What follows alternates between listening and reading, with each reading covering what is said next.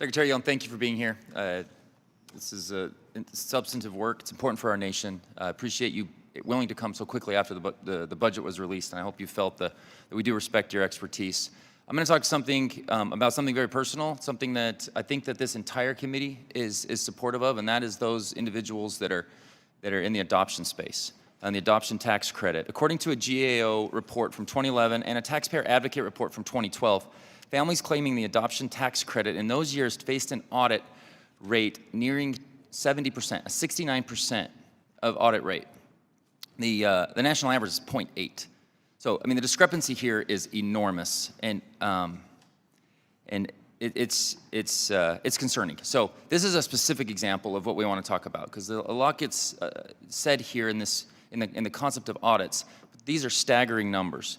I haven't been able to find any data more recent than 2012. What has been the audit rates for families claiming the adoption tax credit over the past 5 years? So I don't have that information at my fingertips, but I would be glad to get back to you.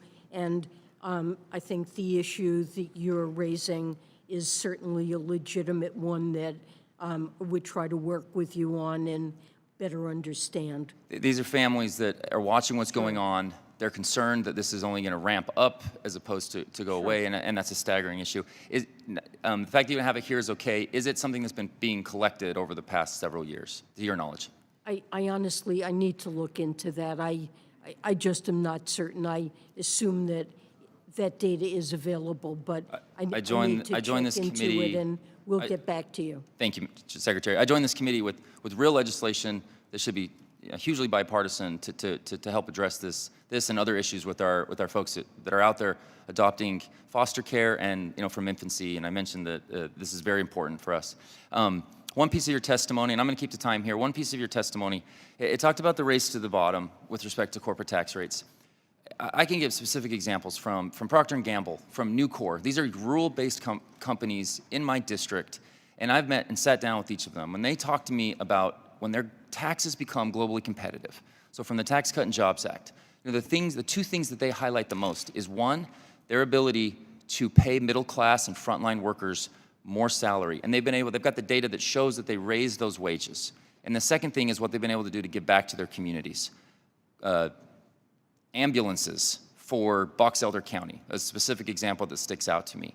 I'm concerned at the communication that just going ahead and not looking at what actually happened with some of these tax rates when we became globally competitive, and just going ahead and raising them just to cover more spending that we're seeing from the president's budget.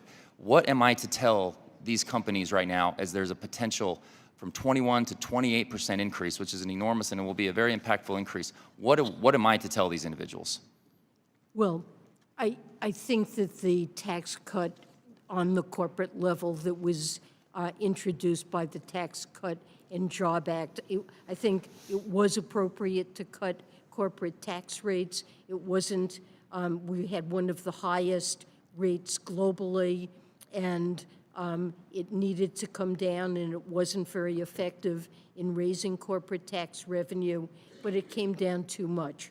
And I don't think we've seen the economic payoff from that in the form of great increases in investment spending. Thank you. I'm going to, and thank you so much for that. The gentlelady.